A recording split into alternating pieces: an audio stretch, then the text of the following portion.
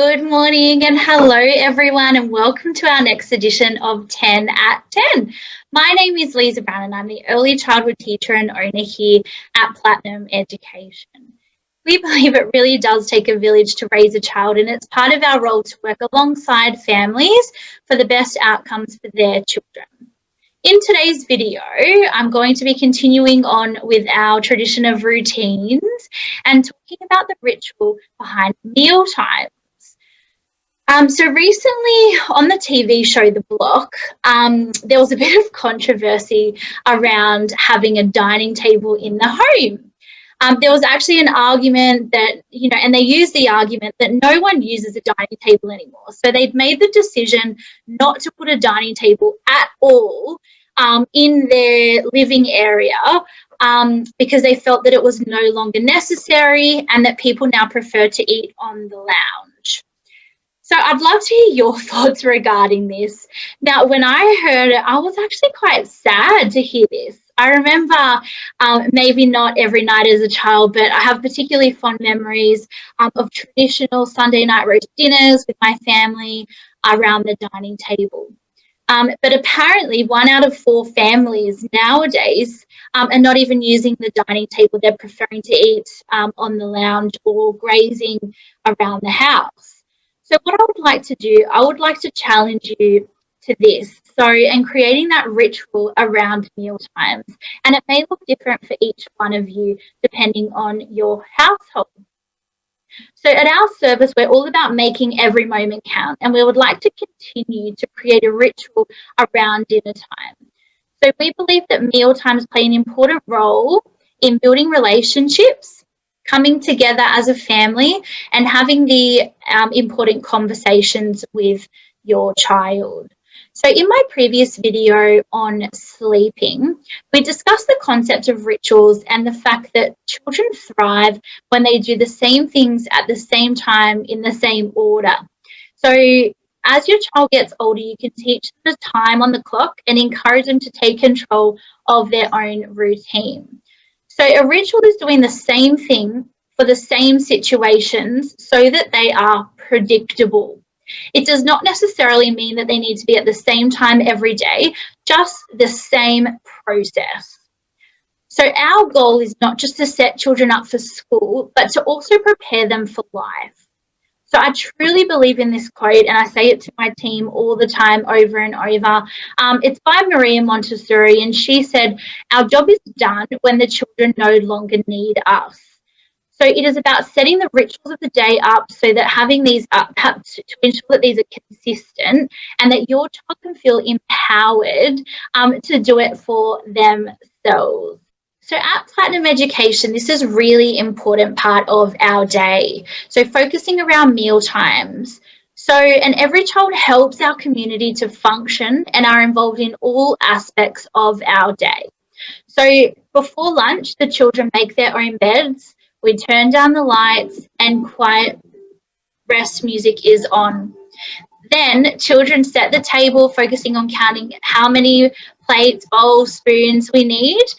Children wash their hands. Children serve themselves the food, focusing on portion sizes. And children are brave as they are encouraged to try new and different foods. And we also have meal times in small groups so that we can be involved in meaningful conversations. And this is a time where a lot of interest, knowledge, likes, dislikes, ideas are discussed, and we never know what's going to be raised. Children help each other by passing the bowls, and then each child checks in with their educator to make sure that they have eaten enough and asked to scrape their bowl. They then scrape their leftovers in the bucket for our chickens. They wash their dishes, go to the toilet, and hop onto the beds for rest time. Children even help to clean up the area for their next friend. So this is our lunchtime ritual. It happens the same way every single day. So the first thing I would like you to think about is how your child is involved in your meal times at home. So let's focus around dinner time. So depending on their age, it is really important to involve them in different skills to further their independence. So could they help prepare the meal at home by cooking, getting the ingredients for you, measuring them out? Could they help set the table and count how many plates you need, how many spoons, how many forks? Could they serve themselves? Whilst this is messy, this is so empowering for a child to choose how much is added onto their plate. Can they scrape their plate, take it to the sink, wash their dishes?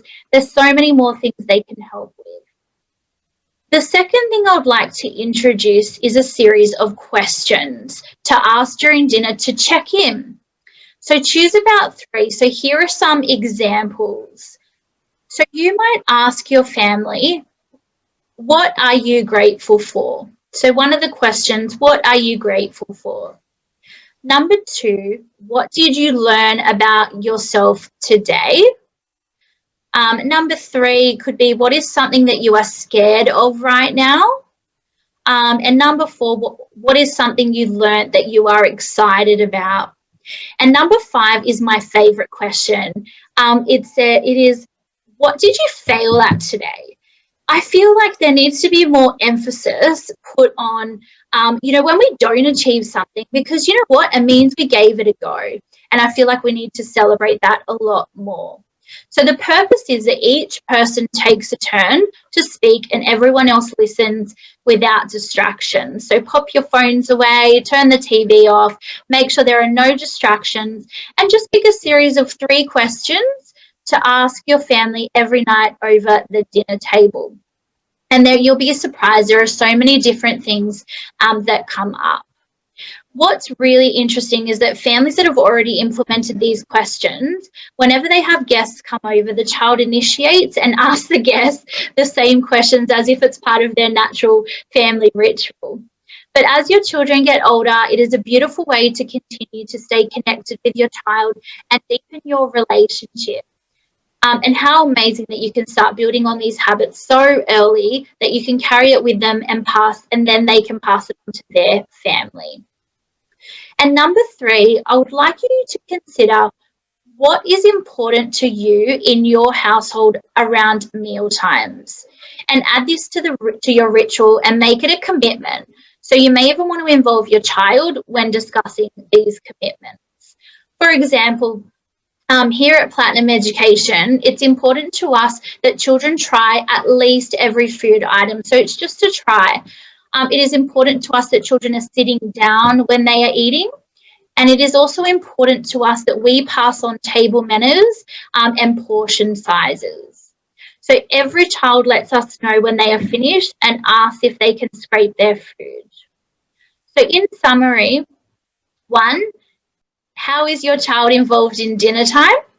2, use a set of questions to stay connected with your child. And 3, create agreements with what is important to you and your family around mealtime.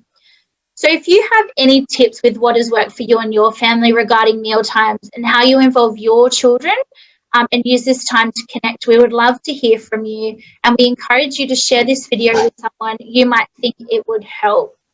Until next time, my name is Lisa Brown and I'm sending you your weekly reminder to make every moment count.